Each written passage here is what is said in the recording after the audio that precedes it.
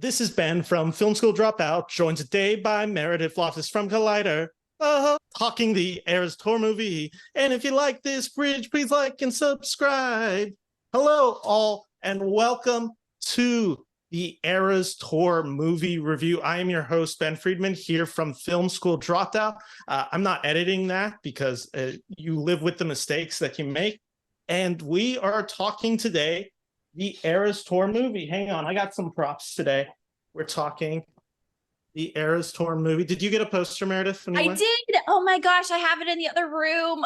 No, you're totally fine. We're displaying it right here. Okay. We're talking Taylor Swift's The Eras Tour movie. One of the reasons, Meredith, that I wanted to talk about this movie, one, with you, because one, we're both big Taylor Swift fans, and two, it's kind of been weird to me how little critical attention has been being paid to this movie in particular, with the fact that it is now going to be unquestionably one of the biggest movies that releases this year.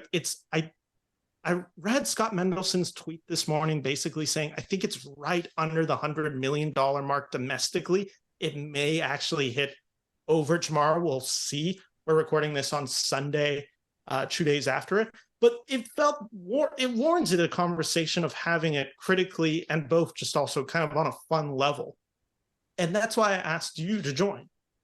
Yeah, thanks for having me. I totally agree. I feel like because it's Taylor Swift, and I feel like we'll see the same thing with Beyonce's Renaissance concert film coming out later this year, that there is this type of, I don't know, bias and discrepancy against what is being put out in movies.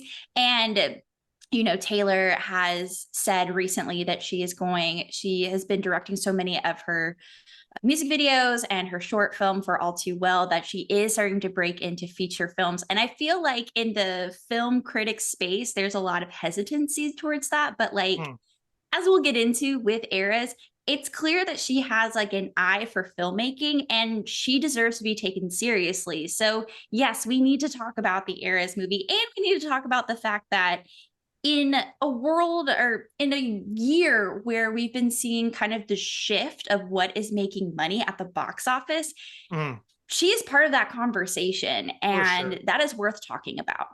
I think what's so fascinating to me about the maybe lack of discourse is not to say that there hasn't been discourse on this Eras Tour movie, because there's certainly been a lot of writing on it, but you've seen it more from the business perspective. Matt Bellany over at Puck News, The Ringer, The Town, like he wrote a whole article basically explaining how this movie was financed and released. Taylor Swift going above the studio basically and distributing the film herself with her production company, meaning I think, and don't quote me on this number, I want to say Bellany wrote that it was $60 million in profits for her, just because, you know, she doesn't have to give any chunk of that to the studio. And who knows how much that fluctuates with box office performance. But I'm curious to see if we're actually going to see more of this be the norm. I know Beyonce, for her, I believe it's the Renaissance tour, right? Yes, which I'm very excited about to see as well. Yeah, I believe she also did the exact same move where she released it to theaters directly herself, going across, again, the studio. I'm curious, and I don't know if there's been much writing on this. I'm curious if this was a business move by Taylor due to her being a SAG actor and not being able to promote this film if it went out to Disney or if it went out to any other major studio. If she gets to distribute it herself, I would assume she falls safe with SAG actors' guidelines. So I'm curious how much of that played a role. And two, when a studio's main job is to be promotion, no one's going to promote this movie better than herself. Her fan base is going to mobilize for it. And that's what is so fascinating with this conversation, to see, is this going to become the norm? And Taylor not started this, because other people have done it before, but really have popularized it. Or is this going to be something exclusively within the music realm of filmmaking? I don't know. I feel like I can see it going either way. I think it shows a lot of her influence and power in this stage in her career, that she can just go above the studio. She has worked with different studios and releasing different projects in the past, but to go from just her production company straight to the theater chain. Like, that is a bold move. It's almost like, you know, the big directors like back in the day making their passion projects and, you know, kind of like an indie type of move. Like, we don't need this big studio to promote this. Like, I'm going to do this myself, and it's still going to make money. So I can see that, but I also can see how the fact that, like, I don't know if this could become the new norm, because the Eras Tour and the Renaissance World Tour from Beyonce, these are like cultural moments that have happened this year. Like, everybody and then some like made their way out to these big arenas to see these iconic women perform, and they're at the top of their A game. I just don't think we will see artists, however popular they are right now, operating on the same level as them. So I don't see that becoming a new norm unless they're hitting numbers and getting to that type of like status that these artists have, you know, been able to do. And like, Beyonce's had over 20 years in her career. We're talking about Taylor Swift celebrating 17 years of music. Like, these are like compilation concerts, you know, and I just don't think currently we're going to see anything on that level just yet. But I could see the move happen. I'm very curious where all this lies, because I'm trying to think of directors who would essentially have that credential to release a movie independently without studio involvement. I know Francis Ford Coppola, for his new movie Megalopolis, essentially sold his stake in his vineyard to finance the movie, and that's $100 million production, I believe, is the current reported number. Like, is that mean like a director like him would be able to maybe earn his profit back easier if he doesn't have to give money to studios? And can he make, you know, $200 million, however much he would need to clear to make profit? Could he do that without the studio promotion? So that's going to be this talk. And I think this is so tied in to the idea of what an influencer is and what your hold on social media is, because Taylor and Beyonce have that credential. I'd be really curious to see another star musician who's maybe not to the level of a Taylor Swift, Beyonce. Like, for instance, Harry Styles had his huge tour a year ago.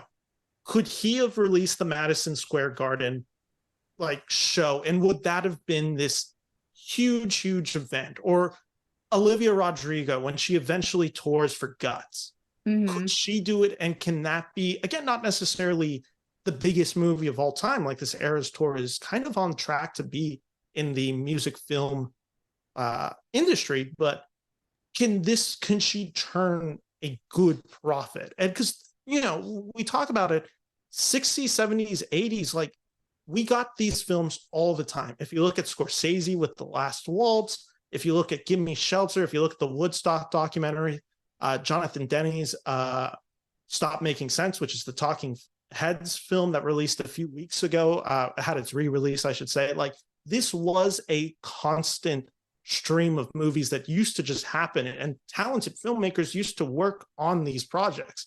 And it's not to say that it's been abandoned. MTV certainly shifted. I think the whole conversation having it where they're doing MTV Unplugged with Nirvana going on, and that kind of became the spot where you watch this all. But I don't know. I'm really curious to see if this Eras Tour is kind of the start of a moment and a shift in Hollywood, or if this is just the anomaly, because this whole Eras Tour is kind of an anomaly that almost can't be explained. I didn't know, I don't know if you had the same experience. I didn't know how big this tour was going to be when tickets got announced last year. Yeah, I knew to a degree it was going to be big. I mean, Taylor Swift hadn't gone on tour since Reputation, and she was going to do Loverfest, and then that got canceled because of COVID. So, and in that in between time, she had released 4 different brand new albums, Lover, Folklore, Evermore, and Midnights. And she was in the process of re-releasing her albums, her version. So Mhm. because there was so much built up there, I knew that there was going to be kind of a fervor to see Taylor because it has been so long. Mhm. I had no idea it would be like part of this cultural moment Mhm. of not only like people going to see Taylor Swift, but everybody dressing up to go see Taylor Swift, uh, friendship bracelets, how that became a thing. And yes, exactly. The type of conversation, even talking about like what era you were representing, every little aspect of getting ready and hyped for it, and finding out like what were the surprise songs at every stop and wondering like what song is she going to play next. Like there was just so much like mystique around it that just Mhm. continued to build as the summer went on, which was just so cool to witness and then be a part of. I'm curious how much of this was played by the role of this was the for a lot of people this feels like the first outing that they truly had post COVID. Not to say that things haven't been open since 2021 or even late 2020. Like there's certainly been events that have happened like this. I don't know if there's been an event quite like this that kind of consumed the world to the degree it did, and it's specifically America the way that it did. From I believe the tour went from April to August. Like it became a huge thing, and there's a few reasons for this. I think the smartest thing she did with this tour, and we can then kind of go on to the movie from this, it's her basically setting up residency in a city. Like usually, artists will play one city a night, and then maybe they do two nights, and then they go, and then they do another city, and they do a ton of cities. Taylor did a handful of cities. I don't remember exactly how many different cities she had, but it was those times she was there was long. I know you and I both went on different nights. We both went to let me show that on screen, the Yes, look LA at show at that. SoFi, which this Yes. is one of the posters I got for the package. But that tour was August 3rd, 4th, 5th, 8th, 9th, and 14th. Like she was there for a good week. And it just Mhm. allowed that fervor to grow. And it did kind of feel like she took over a city. And that's what she was doing. It was Harry Styles did this first with his tour where he was staying for like a week. Mhm. But it really made like it a moment because cities just bowed down to her. They literally changed their names for Mhm. her. They added different stuff for her. And then I also think it was really fun because it attracted so many celebrities too. So it'd be a lot of fun to see like who showed up to what show, even if it was like in a state you wouldn't even think of this person going to Mhm. see Taylor Swift. I remember David Harbour was at one show. I was like, oh Mhm. my gosh, he was there, like, and just Yeah. kind of like picking apart like who was there and how people like how these cities just embraced Taylor in such a uh in a way just we haven't seen in a while. Yeah, I know for my night, which was that Saturday in SoFi, it was Channing Tatum was I think the big name. He was there with his daughter. And I'm blanking. There was definitely a few more stars there. I just remember clearly him being like the big deal, who was there that night. But that does add an effect. Like you would just see every night, and this was this aspect of TikTok, right? Where you kind of log on and you're just like, what happened at yesterday's show? What were the Mhm. two mystery songs? Who were the surprise guests? Because at every few cities, she'd have like either Haim Yes. perform with her. Like I think didn't Ed Sheeran come out one night? I think he did. I'm not positive on that, but I believe he came out. Like then you'd have Aaron like Dessner totally did like a yeah, couple times, and and then even Gracie Abrams came out one night too. Abrams. You then had like all the external drama that I don't really want to get into, but I mean the whole Matt Healy 1975 aspect of it just like Oh man. kick-started the tour and made it at the cultural front run because it was the new guy after her Hmm. breakup. Like it all just led to this specific event that really couldn't be replicated. I mean, like I said, the last night, which you were not at the last night in SoFi, No, correct? I You was were the at the night before. second to last night, Yeah. which Selena Gomez was at my night, which was pretty cool. Yeah, the last night was one I remember was Sandler was there, and I knew instantly because for those who do not know, the last night of the show is when she announced 1989 Taylor's version. Mm-hmm. And I just knew from that day, when you start seeing which celebrities were kind of rolling up, I'm like, oh, okay. Because I think it was Emma Stone was there. Yep. Adam Sandler was there with his daughters. Like, you just had this list of celebrities. And Carly Kloss showed up and she wasn't in VIP. And the world stopped when that happened, because that was a whole, that's a whole other podcast episode. But like, everybody showed up to that last show, and it just, I wasn't even there, but I couldn't stay off Twitter. And my friend was at the concert too. We were giving updates. We were like, oh my goodness, like it's leading to her announcing this. We all knew it was coming, but it still made it like that much more exciting when she finally said like 1989 Taylor's version is coming. It was just, it was everything. My girlfriend and I were watching on TikTok live as it was being announced. Like, we found a stream of someone, with their phone out, like playing it, and we like watched, and we're like, we all knew it was coming because the Taylor's Nation website was like definitely dropping hints. Like, it was very clear there was a blue atmosphere to the actual show. There was just a fervor. All of her costumes were blue. Yeah. It's everything. I had a friend who was at that show, and I texted her very jealous because I'm like, oh my God, you were in that night. And there was this funny thing that I read where it was essentially like, this was the biggest moment of SoFi Stadium's like life. And they won the Super Bowl. The Rams won a Super Bowl in SoFi. Like, that's wild. Yeah.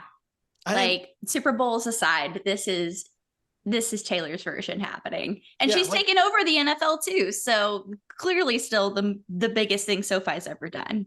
Which was another just brilliant piece of just marketing, which was just, and that's not to say that her relationship is marketing, but it was certainly allowed a fan base that probably wasn't necessarily what you call the Taylor audience to be just Taylor content 24/7. I mean, the NFL embraced this specifically probably because the NFL hasn't had a great story to tell in the past 10 years. With all their major scandals, that I'm sure they embrace the idea of having Taylor Swift being there.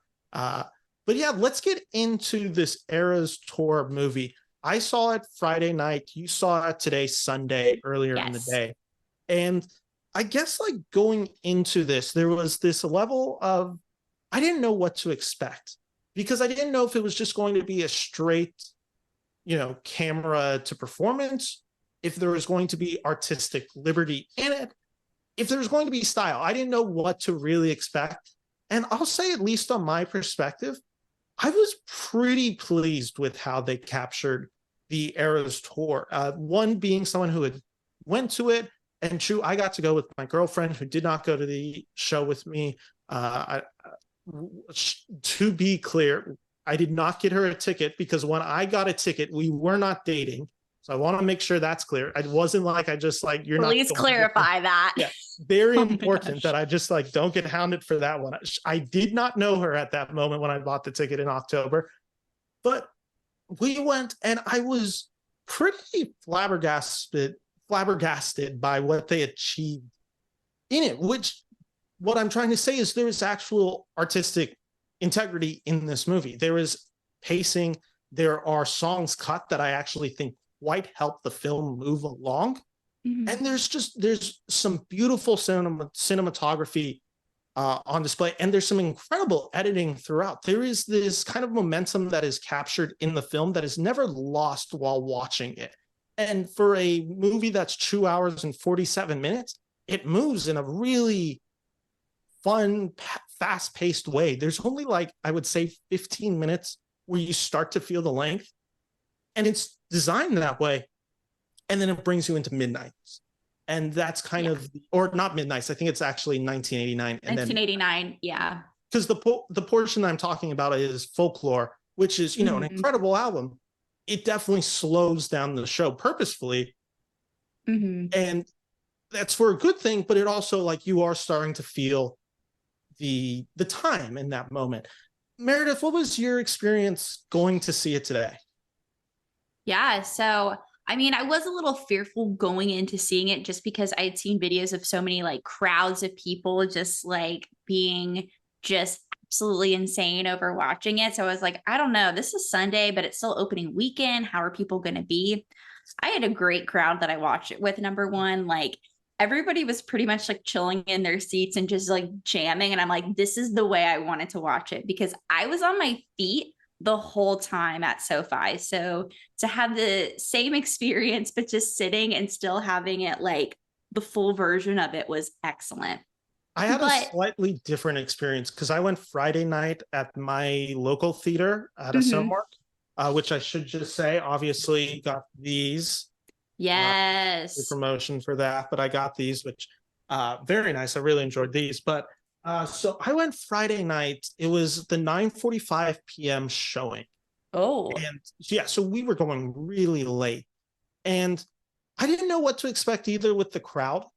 And because generally I'm pretty anal about noise in a movie theater. I'm not someone who talks, like, I don't appreciate that.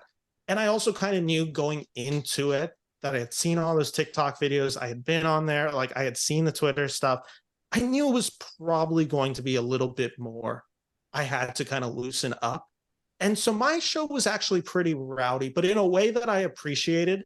Uh, it started off where it was just 3 or 4 girls in front of me who were the only ones standing, which is just like, at that point, I'm like, oh my God, what is happening? Like everyone else is sitting, like being pretty quiet. And I'm just like, this is going to be a long night if they're the only 3 in front of me doing it. As the show went on, as we got more into specifically, I think Reputation really just brought everyone to their feet. And Mm-hmm. I Fearless, I believe, was the other album that had popped up earlier that really just, brought a fervor out of the crowd. That's when you started getting people standing up and dancing. Like, it did become kind of an event in a way that I actually enjoyed. And I think someone described it really well. I was listening to Dan Merle's review of this movie. He posted his YouTube review yesterday. And I have the same thought as him. And it's like, the talking, the noise, whatever you want to call it, like that is fully dependent on the movie and the audience, and they to some degree dictate it. And Taylor Swift very much dictated it first night when she's at the premiere and everyone has their phone out and they're all singing together. Like she wanted that almost sing along quality to it. I don't know if you had this in your theater. Everyone was doing the chants in mine Yep. that were in the tour.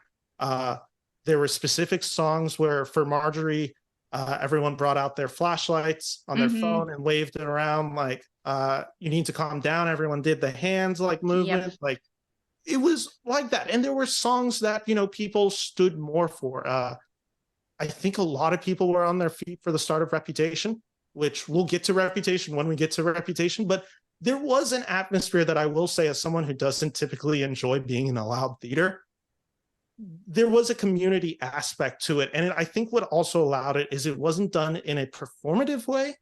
It was done in a let's all kind of come together and just have fun type of way. And I appreciated that energy from this movie. Yeah, I mean, some of my favorite theater experiences come out of audiences like that. Mhm. I mean, truly, when I think about eras as a movie, I think about this as Avengers Infinity War and Endgame. Yeah, Like I agree. that was 10 years of the MCU being built up to this like grand finale, essentially, where you brought everything together. And that was eras. Yeah. It is 17 years of music that comes together in one singular concert, and it's all fun and it brings out different memories. It brings out different um dance moves and involvement and like chanting along at certain parts from the concert to clapping at the end of every song. My theater did that consistently. It was so great Yeah, because like they all meant something to us. it was really fun. And I will fully admit, like, I always try to approach something critically and, kind of detach myself from experience and all that and just try to look at it with as critical eyes as I can. It's very hard to do it with a movie like this, and it's very hard to do it with an experience that I had like this. Like I said, I went to with my girlfriend to this show. That's a very meaningful experience for me that I hold very valuable. I mean, just during the song Lover, looking into her eyes and singing it with her, like that moment. there's this song Enchanted, where everyone was kind of slow dancing in the theater, so we got to slow dance and just hug and kiss at the end. Like, that was a really beautiful moment for me. Someone actually, I wish I had the picture to share, I don't have it right here uploaded right now. Some Swifties in the back behind us took photos of us dancing and then gave it to us afterwards. So it's just, we're in shadow, but she has her head on my shoulder.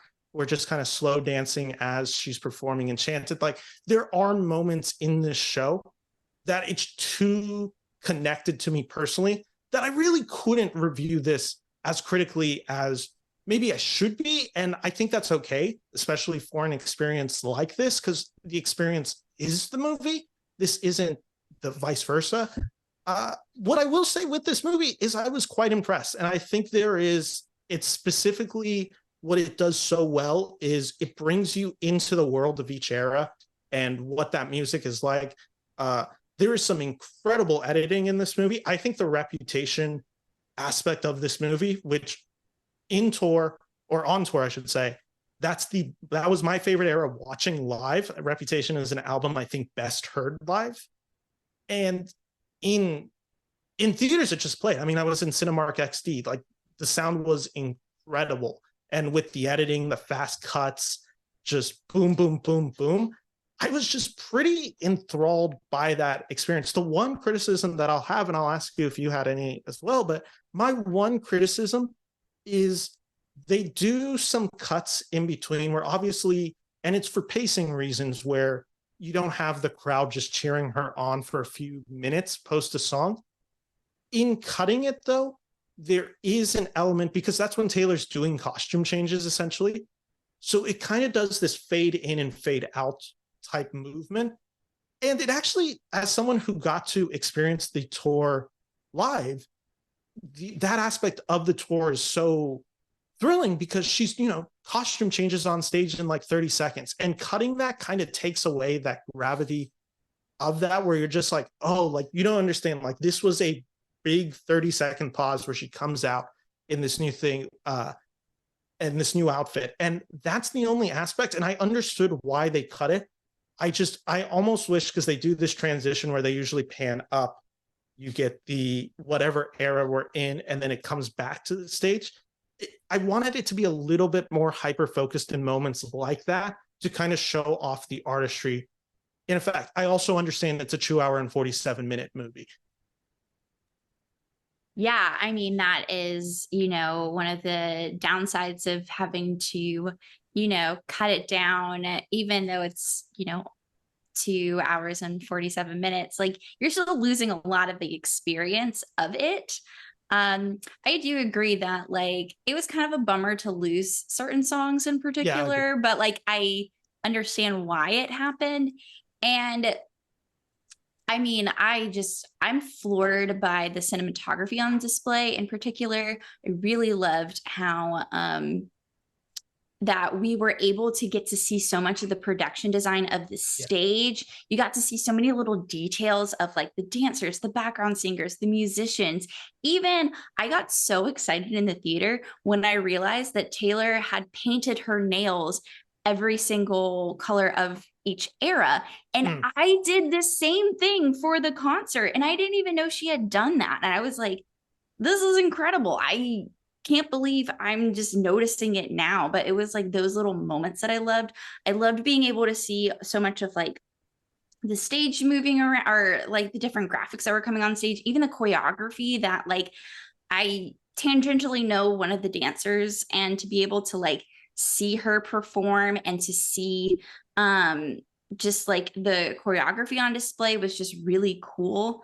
I will say, I mean, the cinematography I was really impressed by. There were a couple shots where like I felt it got a little shaky just in one frame, and I was like, I saw that. And then there was one, I think it was either while she was performing Betty or Last Great American Dynasty. They did a couple too many close-up shots on her face that I was like, this feels a little too much right here, but everything else I was feeling fine with. But I mean, those were like the small little nitpicks that I was like, okay, I would have done that differently. All Too Well had like so many crossfades. I was like, Yeah.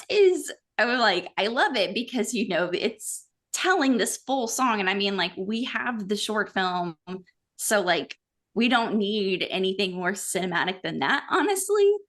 Um, but yeah, I think those are like my main nitpicks, I think, overall. But I still think, you know, if you couldn't go in person to the concert, this was as much getting your dollar's worth if you could have gone. Like the next best thing, like I feel like it still captured so much of the magic of Eras in a way that like, yeah, it just honored the concert, but it also like got you just that much closer to see so many of these details that even if you were there, you would have missed out on.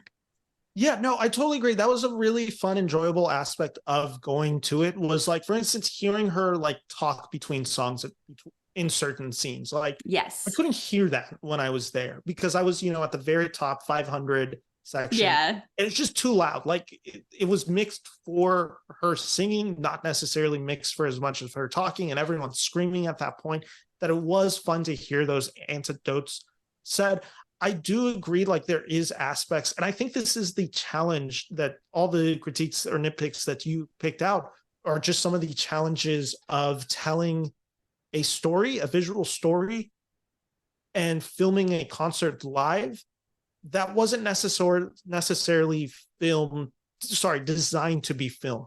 Not to say that they didn't always have this over-encompassing plan to film this concert live, but it's not like, for instance, Stop Making Sense, a movie that I saw a few weeks ago in theaters, where it's very clear that the director and talking heads has a whole discussion on, you're going to stand here, we're going to get this shot, we're going to do this, and it's going to be very much made for film, where this is a concert made for the audience that's also being captured on film. And it felt like the concert aspect was still placed more importance with, again, rightfully so, but it does struggle. And that's also, I think, the difference of having someone like Jonathan Demme direct a movie versus whoever directed this movie, which I wish I pulled the name. Again, I thought a good job overall, but I wouldn't necessarily say anything like groundbreaking, impressive quality of it. Still very enjoyable. I will say, I have to give a huge shout out to the camera operators who filmed all of that because, like, I remember watching the videos come out of like people recording them as they were recording this. Like, they worked hard to get some really incredible shots and some fantastic camera movement. So, like, they worked so hard for those shots, and like the proof is in the pudding there. So, like, all credit to them. They were running for 3 hours, but man, did they give us a lot to take away from with this. Yeah, and I think what they do so well, the camera in particular with framing shots, is, for instance, we're in certain scenes, and I like that you brought up the backup dancers because they really do become characters in this movie. Not that you necessarily know their names, but for instance, there's the one, I think it's the taller black gentleman, and I believe he's in the song Champagne Problems earlier. I don't remember. It's the scene Tolerate it. Tolerate it. Tolerate it. Because Champagne Problems, she's at the piano, and we got the encore cut, or not the encore, the applause afterwards. That was like 8 minutes long or whatever. Yeah. So you get this in the Tolerate scene, like you have them at this table. It's very much visual storytelling.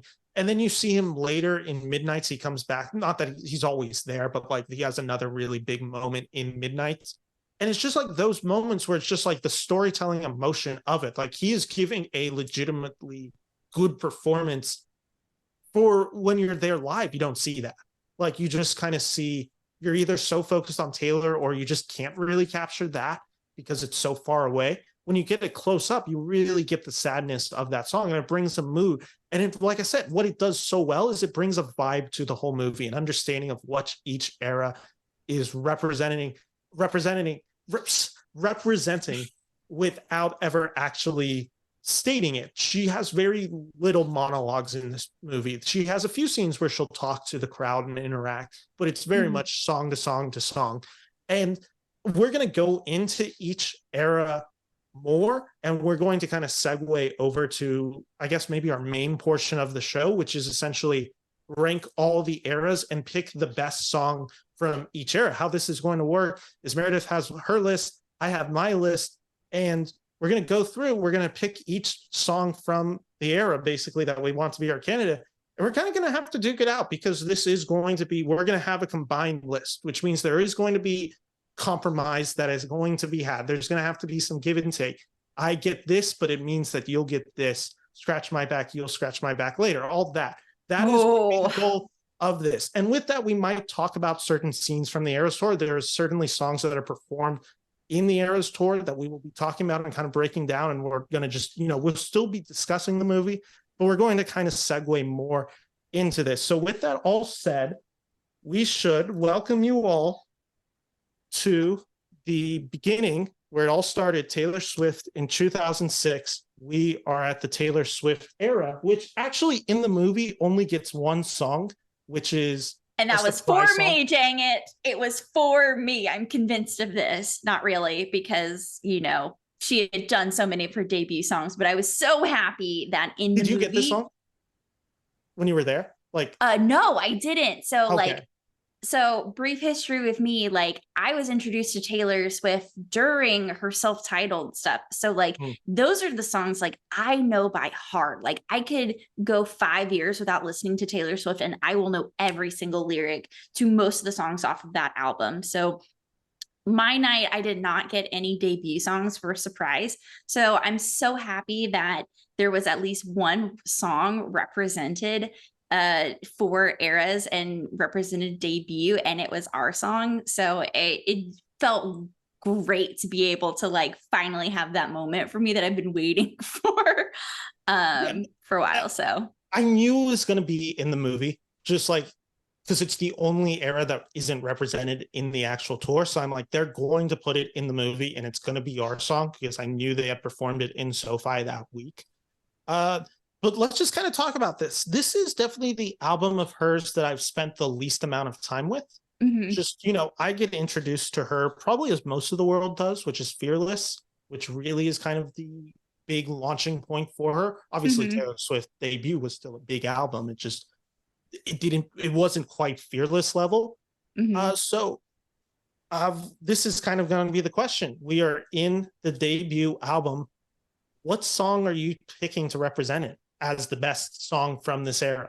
So I have a few written down.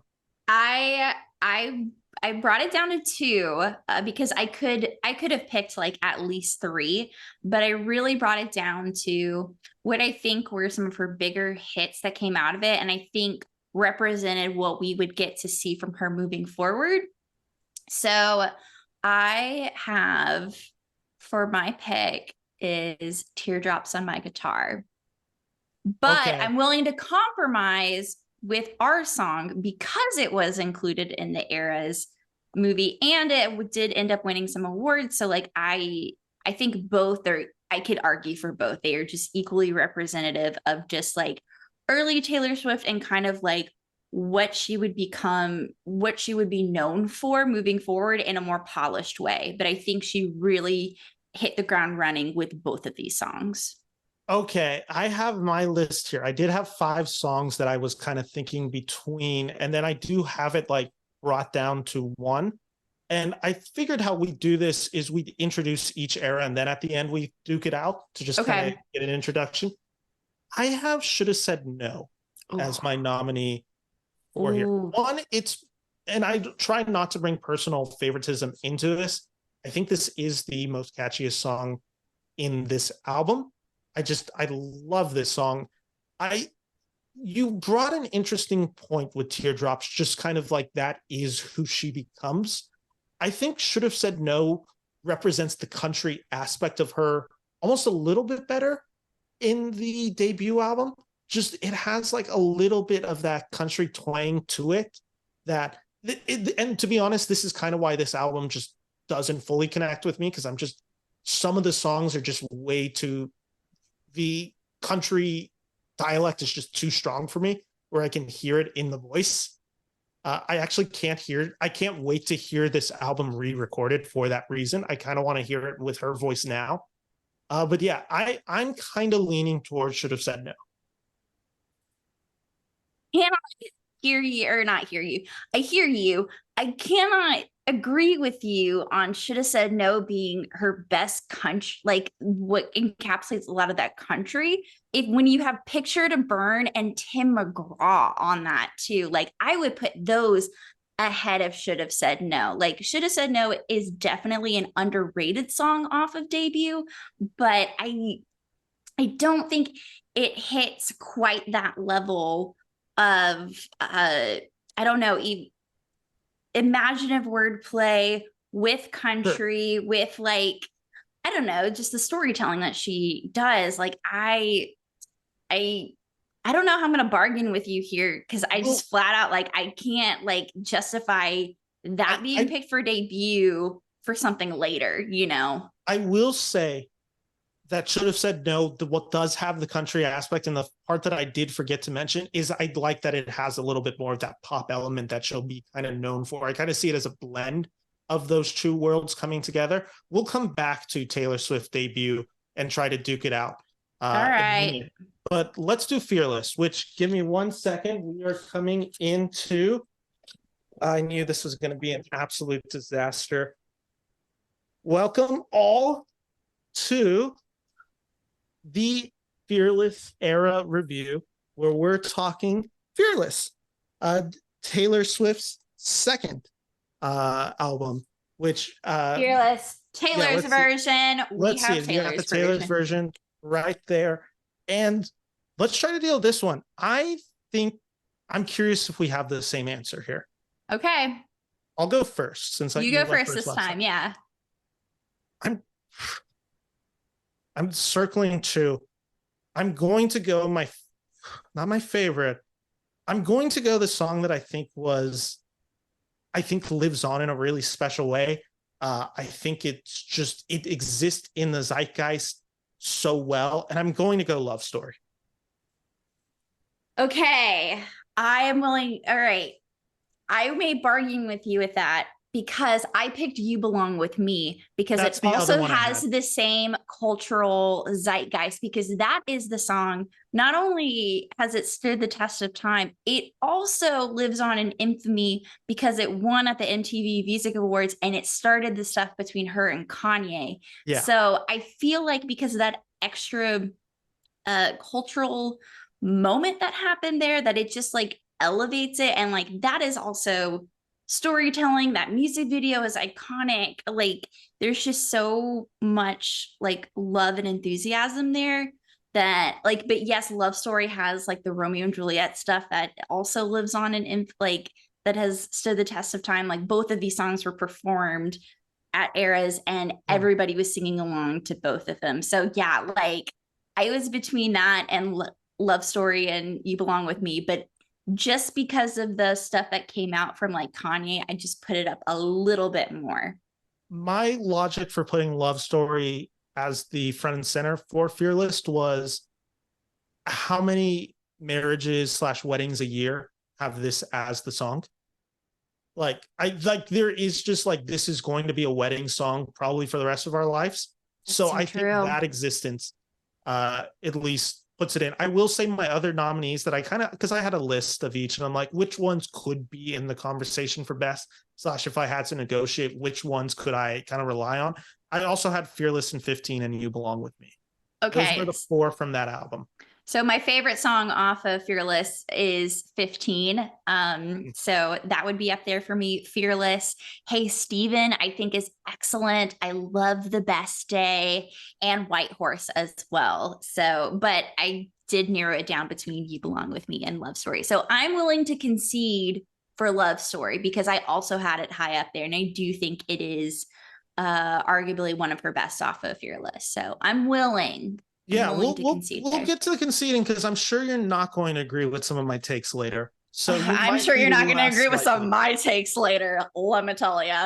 All right, so we're moving over, and this is really difficult to do. I have everything laid out here, but everyone listening, for those listening on audio, you probably don't notice it. I Maybe you hear it, but I am transitioning into my fearless no, sorry, my Speak Now era. I got the Cardigan. purple on right now. And I've got Taylor's Speak Now vinyl out. I am showing off the album art because okay.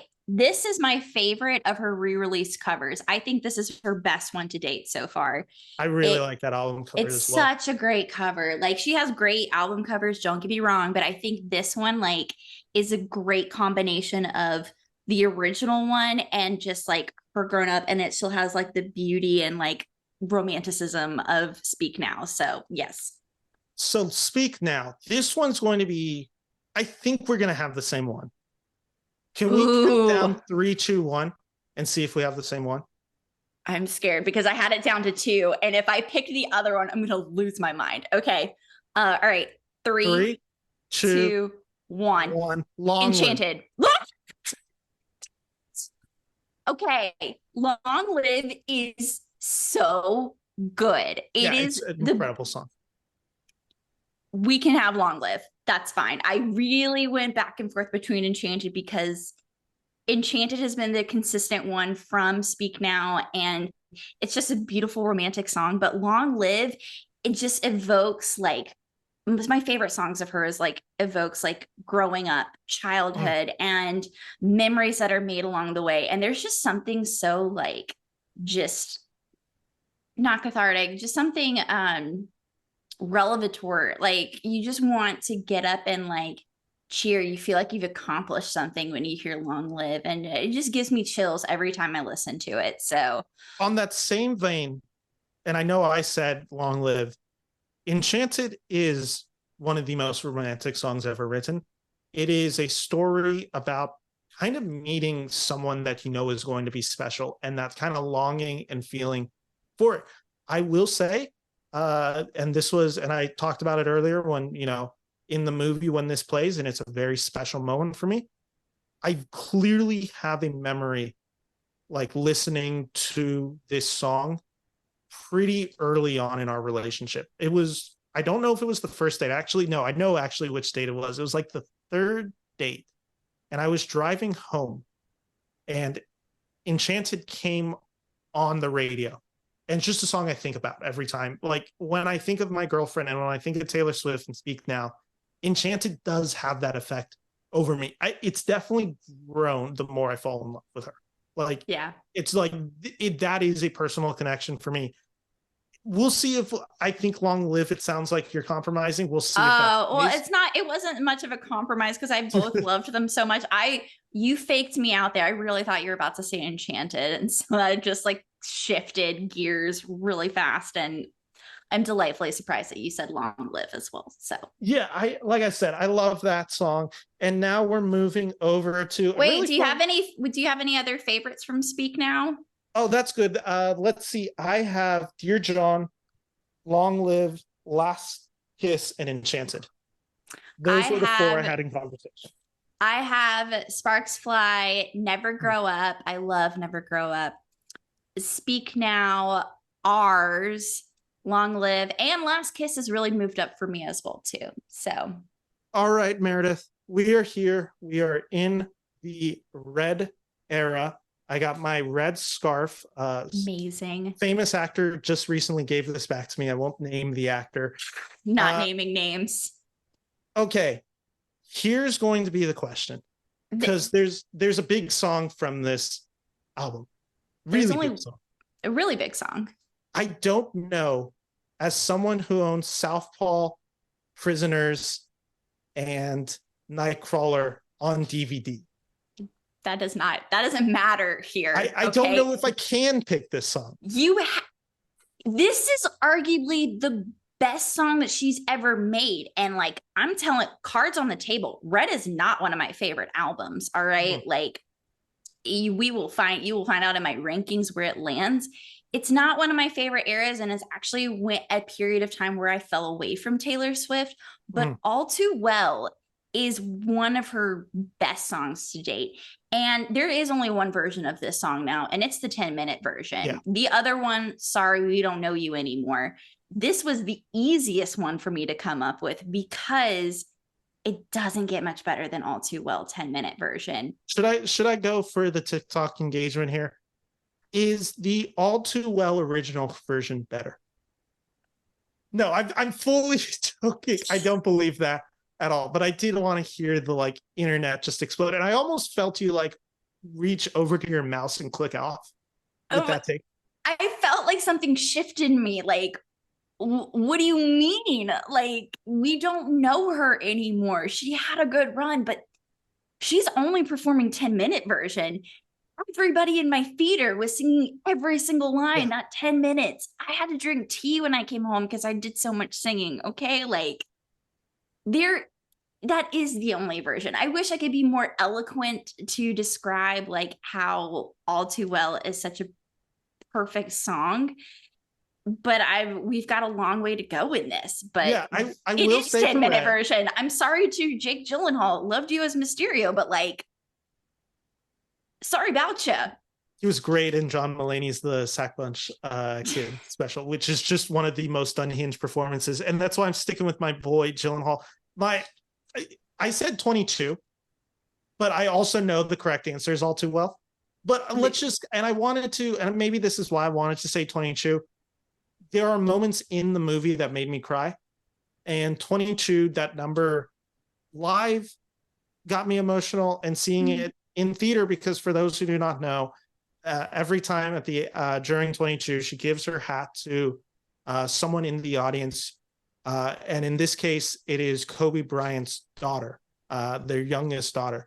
It's a really emotional moment in the movie. I love this dance, as you talked about earlier. I think some of her best music is when she is experiencing an emotion that everyone kind of has in that moment of turning 22. With all that, the kind of the pettiness of it, just also because the Red's a weird album, because, and she's talked about this now in interviews, like this is her going through heartbreak really for the first time. And so this isn't necessarily, and it's kind of an album that she's gone to reclaim over the years, but that first time it's a really hard album to perform live, essentially, because it just brings her back to this moment.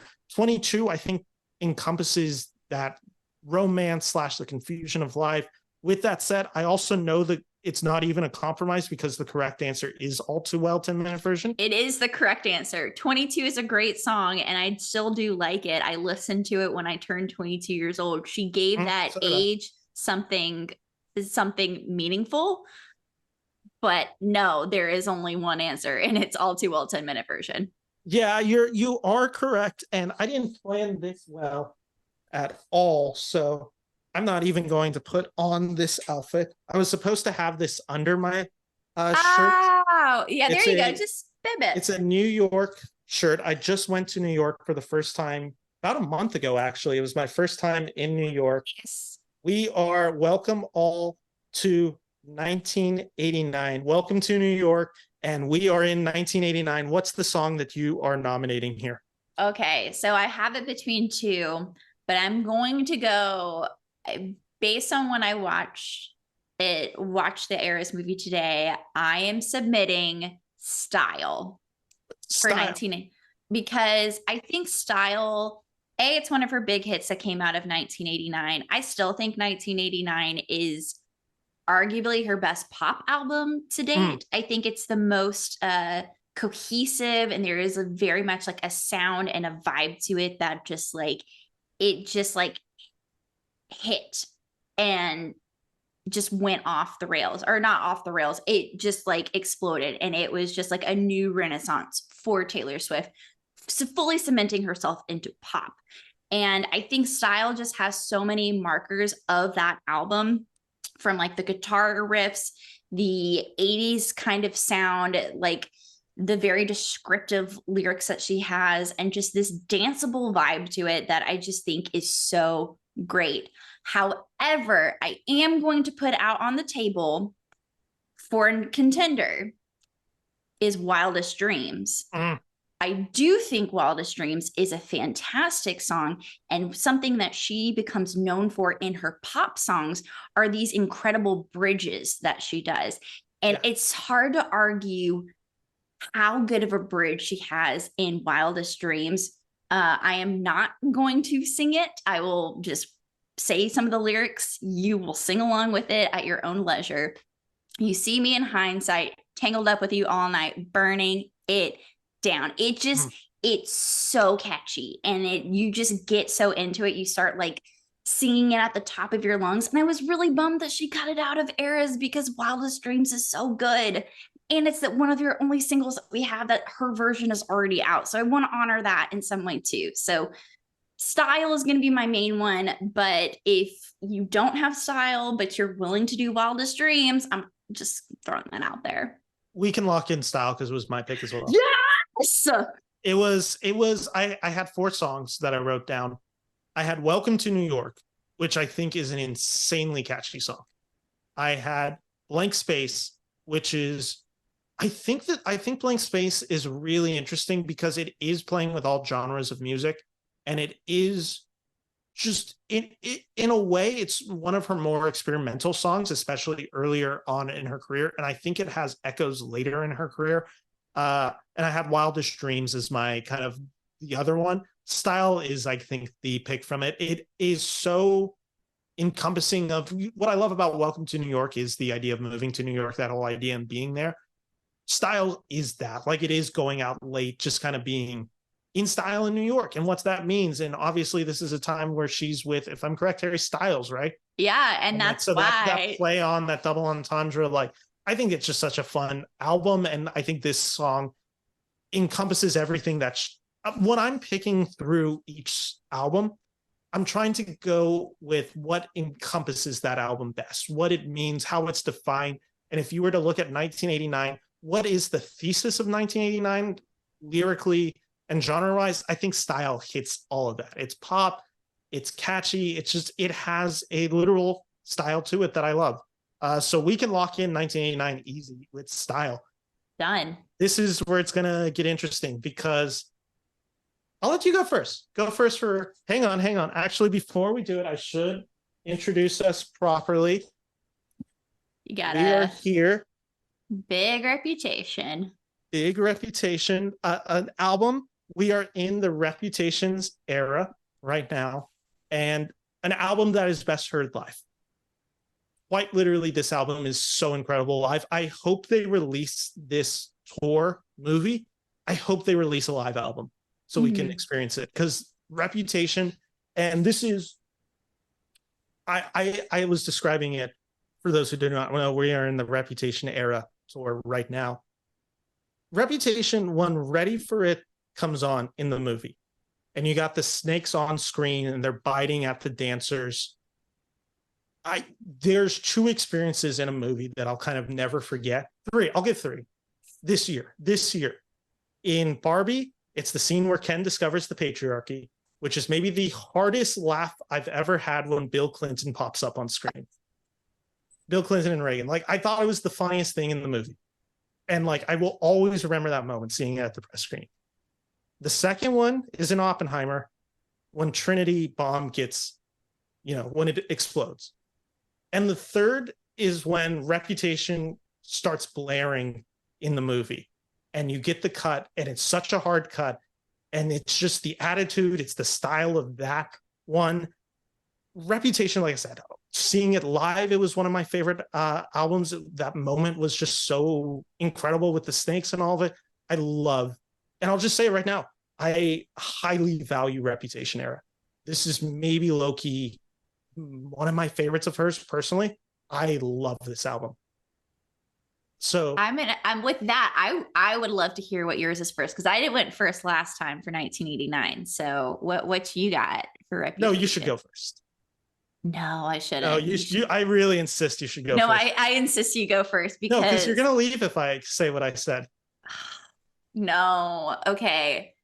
I'm going to don't like your I don't wanna stop. No. That's like, all right. That's one of her worst songs. Let's No. put that down. Let's put that on the shelf. No, no, no, no. I am picking Delicate because Okay. Delicate, I think, kind of encompasses Reputation, kind of like how we just talked about packaging 1989 into a thesis. I think Delicate encompasses Reputation, what the whole album really is about.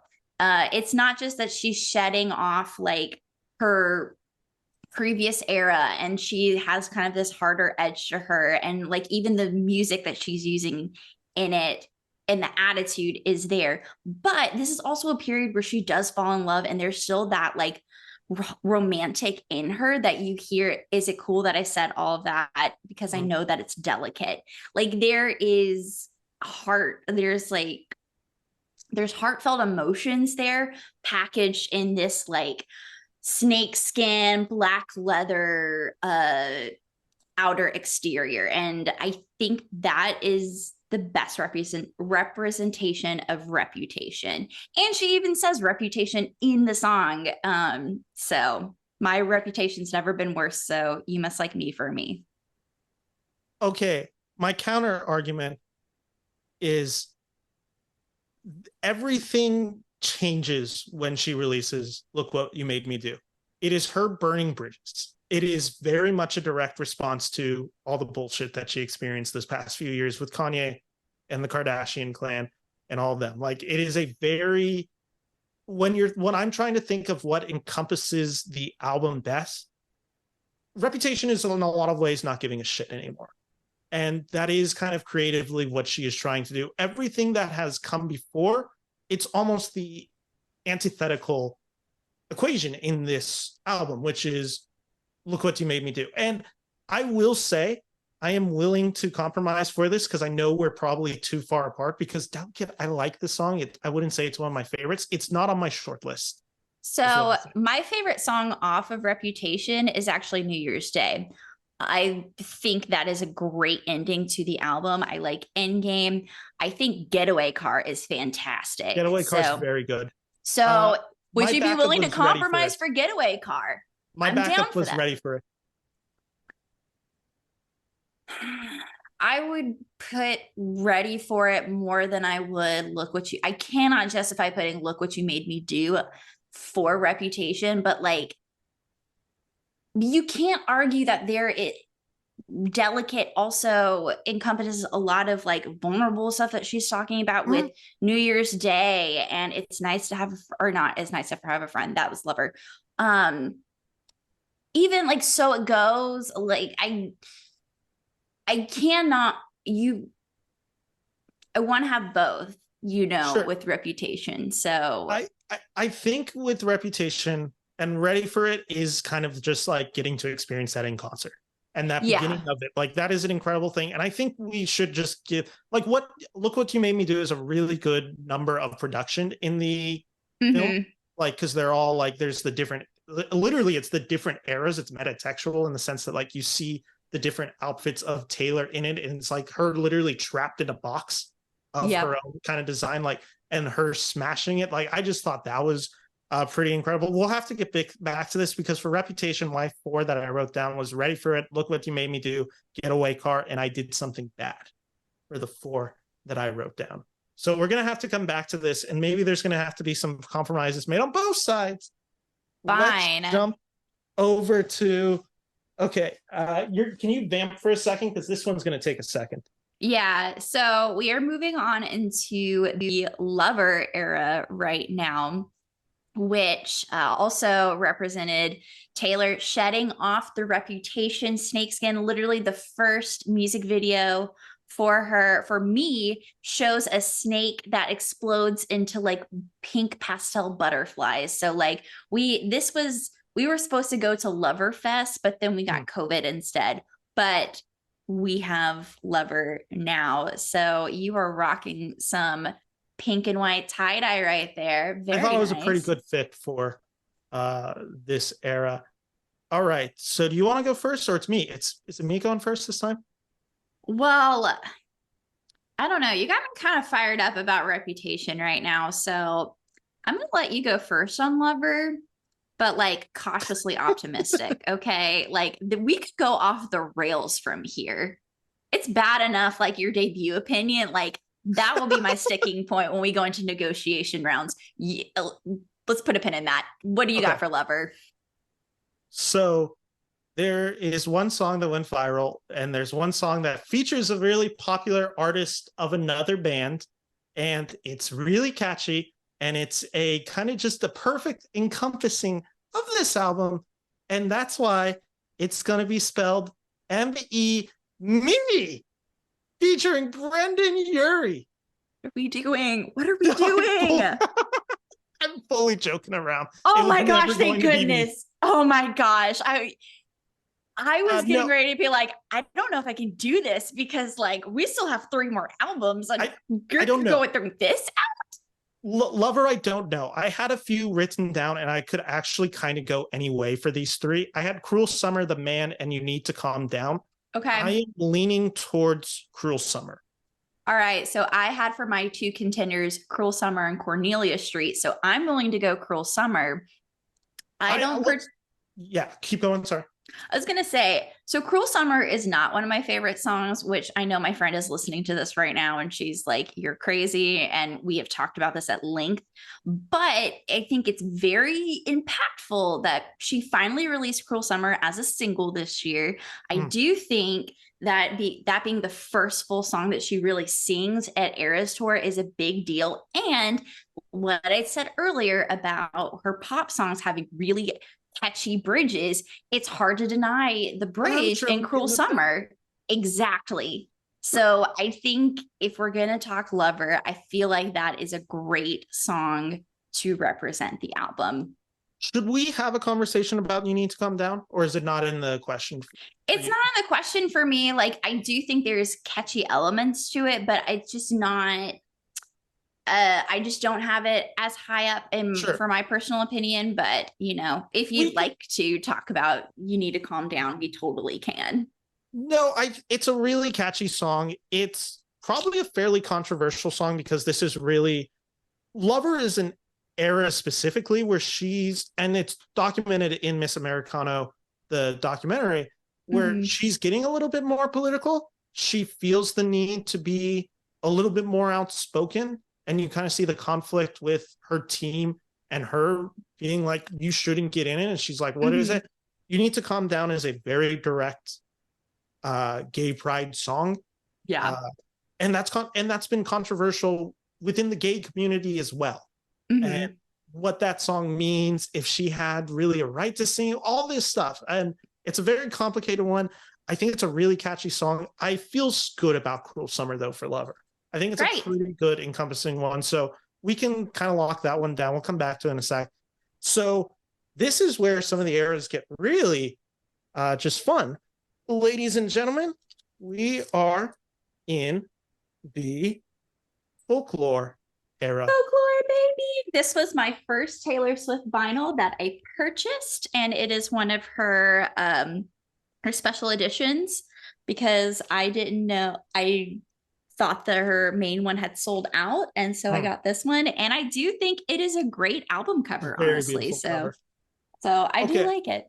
Folklore, you go first. Okay, so Folklore is the album that made me become a Taylor Swift fan again. This is an album that means a lot to me. It kind of rocked my world in a lot of ways.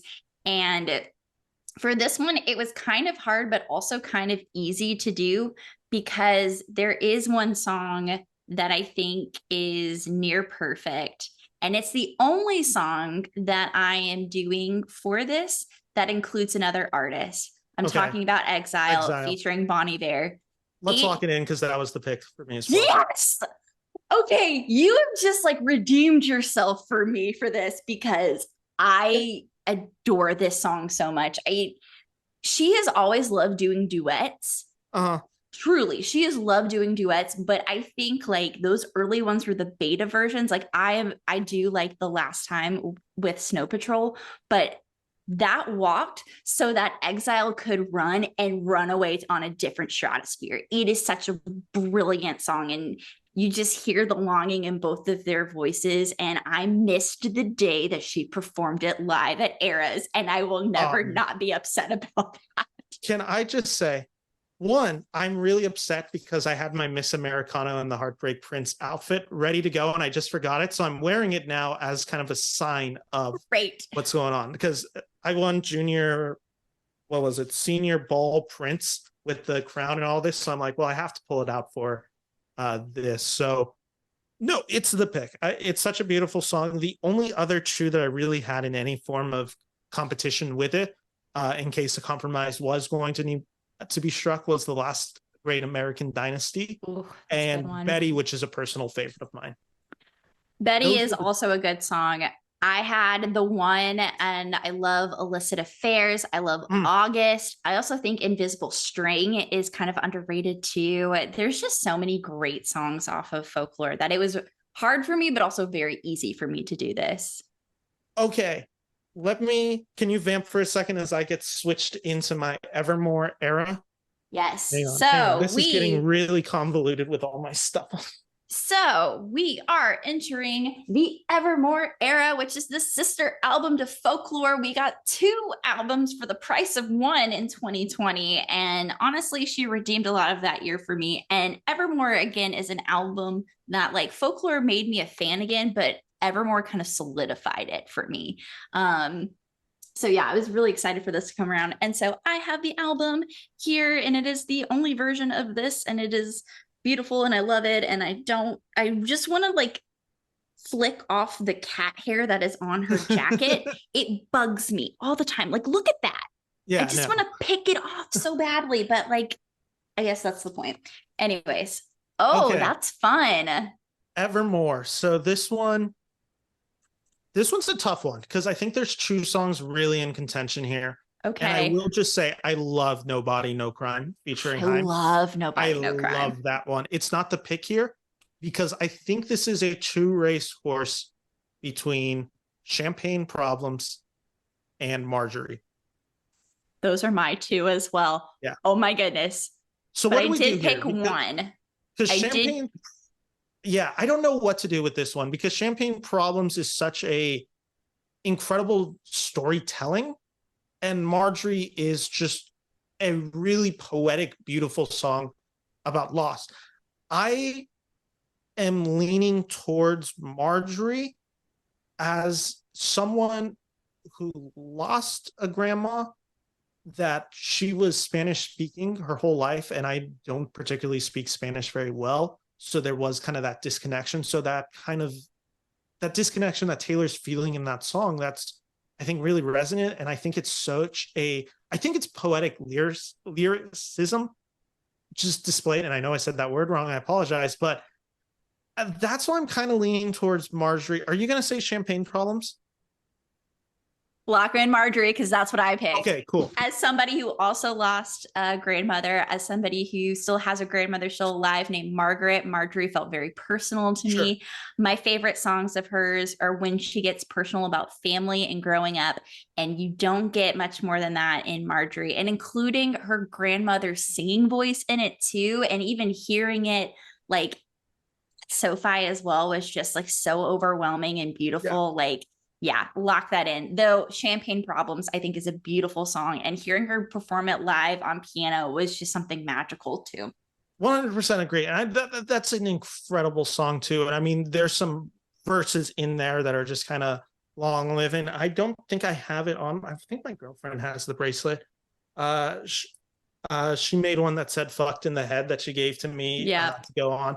I really do like Champagne Problems. It's a beautiful one, but do you have any other favorites from Evermore?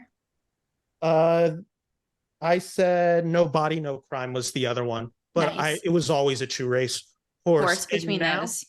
We are in the final era. We are in the Midnight's era, which maybe a midnight. I don't know what to do here. Oh gosh, yeah. I had 3 in the running, and I know which one I want to pick. I kind of have 2 in the running.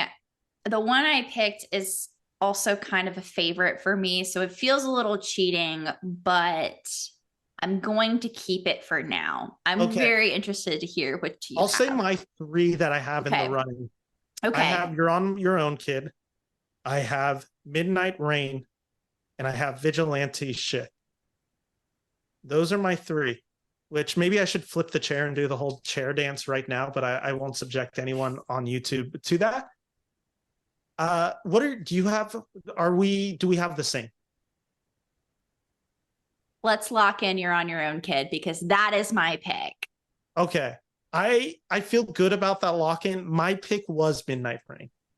Okay. I also was going to include Karma. I felt like that was also like, for it to be the last song from Eras, like that is her final song. I felt like, and that is very catchy as well.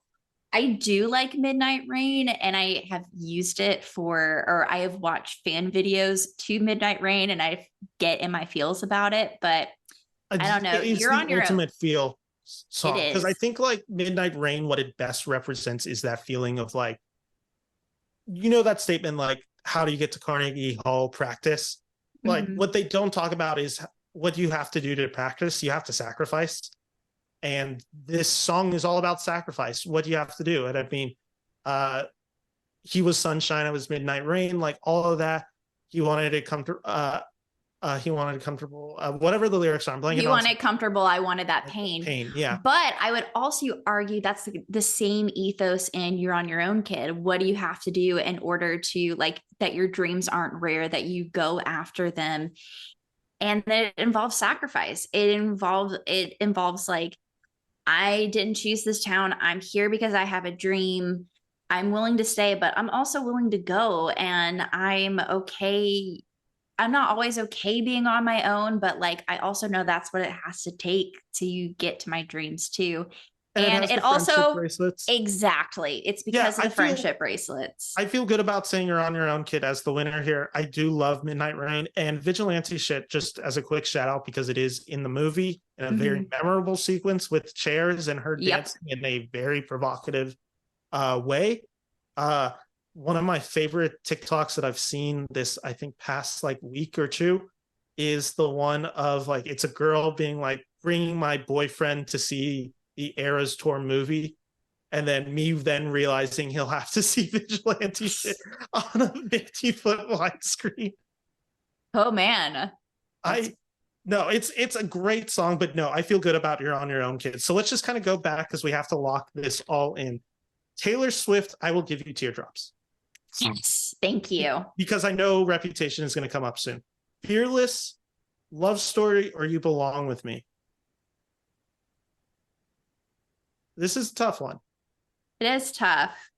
I am willing to go You Belong With Me, because it's a pretty close one, but I do want to just say Love Story is incredible. But I also do agree with your point that Love Story is a guaranteed wedding song moving forward. Are you switching it? Are you switching it? I'm willing to concede Love Story. Okay. I'm willing. From debut, we have Teardrops. From Fearless, we have Love Story. Speak Now. We said Long Live. Long Live. Let's lock it in. Speak Now. Lock that in. Red, we have All Too Well. Yeah. The 10-minute version. 10-minute version. 1989, we have Style. This is where it's about to get fun, because I think this is our only real debate that we have to do. Yeah. I have to get either Ready for It, Look What You Made Me Do, or I was willing to say Getaway Car, but I just felt like if I gave that to you, you were going to jump on it and take it pretty obviously. So I almost don't want to give that. That's so mean. I know. But I cannot in good conscience have Look What You Made Me Do on here. So I'm willing to give you Ready for It, just so long as I don't have Look What You Made Me Do. I will take that compromise. Great. I will gladly take that compromise. Lover, we had Cruel Summer. Yep. Folklore, we had Exile. Evermore, we had Marjorie. And Midnights, we had You're On Your Own, Kid. Easy. I like it. Easy. And now before we leave, then this one we don't have to agree on the rankings. Just Great. Eras Tour ranking. Are we going to start bottom up? Yeah, I guess we could kind of just trade it off for a little bit. So Okay. I'll go with my list real quick, and you can let me know if you have it higher or lower. Bottom, I had Taylor Swift debut. I have that higher. I figured you did. Fearless was my second. It was my 8th spot. I have that higher. Wait, 8th spot. There's 10 of them. Fearless, I had in my 9th spot. Okay. Number 8, I had Lover. I have that lower. Oh, okay. Number 7, I had Evermore. I have that higher. Number 6, I kind of want to have it higher, but it's just recency bias, and I've really gotten into this album. An album that when it debuted, I wasn't necessarily the highest on it, and it's grown. Midnights is coming in at my number 6, but I kind of want to put it up by number 5. So I had the same problem with Midnights, which when we get to mine, it's kind of in a similar spot. And I do believe Midnights is definitely a grower album, because at first I wasn't really sold on it, but the more I've listened to it, the more I've enjoyed it. Yeah, no, I'm on that same page. So I'll keep Midnights at number 6. Okay. Number 5, I had Red, which that's the one I almost want to switch Midnights with. Number 4, I have Folklore. Okay. Number 3, I have Reputation. Mm-hmm. Number 2, I have Speak Now. And number 1, I have 1989. Oh, this is going to be fun. Okay. So, wait, do you want me to react to that, or? I'll vamp with what you're saying. So you read your list and we'll kind of just compare it from there. So start with your number 10. My number 10 is Reputation. Okay. That's my number 3. Listen, we're different on this one. We are so different on this, and I'm aware of that. I love Reputation. This was the case of, should this be lower? This was kind of the moment where you talked about earlier, where you kind of fell in love with Taylor. This was the album that kind of did it for me, where I was just like, oh, she can do something different that I didn't know she was capable of. And she did it so well for me. So that's why I have it number 3. Number 9 for you? Lover. Okay. I have it at number 8. So not that much of a difference. Not so much different. Yeah. Number 8 for you? Red, Taylor's version. Okay. That has moved up in my mind from where it used to be was number 9. So yeah, no, I agree with that, because I have it in my top 5, but realistically, if it was behind Midnights and Evermore, you're not going to hear that much complaint to me, with the fact that it has All Too Well, which kind of is exactly like it's raising the bar, and it has 22 and the song Red in it. Like, it's kind of top heavy. So the thing I love about, or the thing that has shifted my perspective on Red, is really been the vault songs. The vault songs have come around and turned that album for me a lot. I love Nothing New featuring Phoebe Bridgers. I Bet You Think About Me with Chris Stapleton. Obviously, All Too Well 10-minute version. Like, the vault has come in and really taken a hold on me differently than when the album first came out. And that was also a period where I kind of stepped away from Taylor Swift during the Red era. And I didn't come back until much later. So that is why you're going to see maybe some of her, like, that time period kind of be a bit lower, because I didn't have that same connection with Taylor at that current point. No, I totally get it. Because like I said, I do think Red is top heavy. It has some of her best songs, and there's a lot of songs I'm just kind of on. Yeah. So that was your number 8. So what was your number 7? So number 7 is Midnights. Okay, I have it number 6, so not much of a difference. Exactly. Again, I could see Midnights climbing for me. Yeah, the only reason I have Midnights higher than Red is because I do think it's a more cohesive pop album of hers, and we haven't had that in a period of time, or at least in my opinion. So I do value consistency over kind of like a mosh posh of stuff, which Red is very much a kind of a messy album. And some people really love messy, and that's totally fine. Just not for me as much. But Midnights like I said, has also grown on me too. So it just gets it above Red for me. Midnight's is like kind of the ultimate vibe album where it is. I mean, it Yeah. is this idea of staying up till midnight. What are the different like feelings of that? You have your kind of revenge fantasies. You have your sad girl like songs in there. Like you have like a few of those types of just like longing, reflection, all of that kind of in there. So I think it's a pretty well like realized concept album. And like I said, I could see it climbing. So that was your number 7. What's your number 6? So number 6 is 1989. Now I want to say this. One, I think this is her best pop album to date, bar none. Yeah. And it is definitely her most consistent pop album. So many great hits out of it. And the proof is in the pudding when she got her Grammy Award for this. Like, it was so well deserved. I have no argument there. And I'm willing to revisit this after Taylor's version comes out and seeing what song, like what the vault does to enhance my understanding of 1989. But I do want to say, just because it's this low, I do think it is a really well done pop album. But as you will see moving forward with this list, I do have her pops. I don't connect as well with her pop stuff necessarily. Sure. So that is why they are lower, and you will see where the rest of these land. So yeah, I will say the interesting thing is how I kind of broke down my rankings for this was looking at the songs and how many I just really enjoy.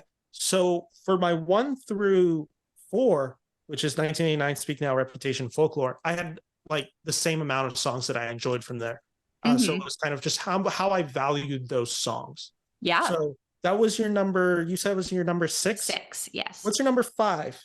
So my number 5 is Speak Now, Taylor's version. Okay, which is my number 2, which again, I love this album. And because I'm kind of disappointed that we don't have longer in this era of Taylor's version being out of Speak Now, because I've been listening to it that much more.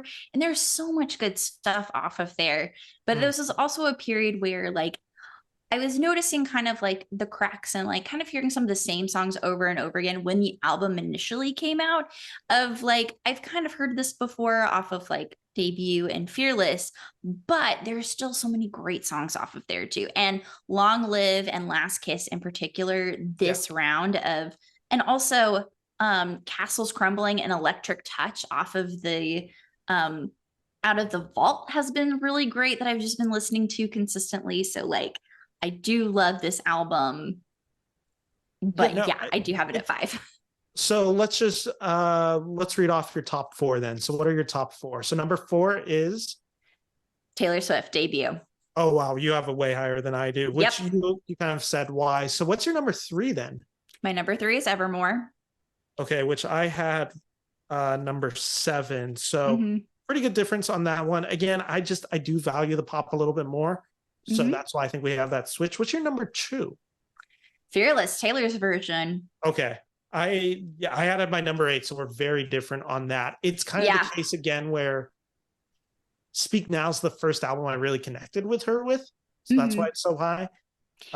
Which means, does that mean number 1 is Folklore? Number 1 is Folklore.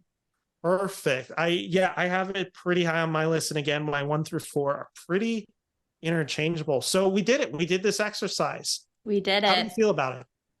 I mean, I feel it's weird. I feel less stressed in some ways than the last time that I talked with you about Martin Scorsese, but I also feel equally stressed as well, because like I have done this before and some things have shifted, some things really haven't. And Taylor Swift fans, like the Swifties, the albums that they love, it represents something for them. And there are going to be different connections to all of it. Like clearly you have the albums that you have in your top 4 really represent different, like you really vibing with Taylor and what she was doing during those albums. And that's the same for me as well. It tells a story of like me falling in love with her initially and then coming back to her. And I've been here ever since, Folklore and Evermore. So yeah, like I just have so much love and respect for those albums. And sidebar, I think with my top 2 being Folklore and Fearless, I also really agree, like awards don't matter until they do. And both of these won Album of the Year for a good reason. And I think that speaks volumes. So that is why they're up there. I totally agree. And I think that's a perfect summation of everything we just talked about. This is going to be a double feature for you on this channel because we are releasing this video, the Eras Tour, and the next day is The Last Temptation of Christ is actually debuting. So you got a 2-day feature My on this gosh. channel. So yeah, so that's exciting. Meredith, thank you so much for joining. Where can people find you? Yeah. So again, thank you so much for having me. I cannot believe these episodes are coming on back to back. You can find me on Twitter or X or whatever it's being called these days, Instagram, Letterboxd, Blue Sky, Threads, all of it at Meredith Loftus. You can follow my writing on Collider, Marvelous Geeks, and Oscar Central. And if you want to know more about my journey with Taylor Swift, one of my best friend and I, we made a 2-hour, 3-hour long episode going through every single album from debut to Lover, going through our entire journey with Taylor Swift. And then we come back for 2 episodes of Folklore and Evermore as well. So if you just want to know more about like where these albums sit for me and my experience listening through all of them for the first time right before COVID hit, please check that out on Fangirl Forum, my podcast, which you can find on Apple Podcasts and Spotify.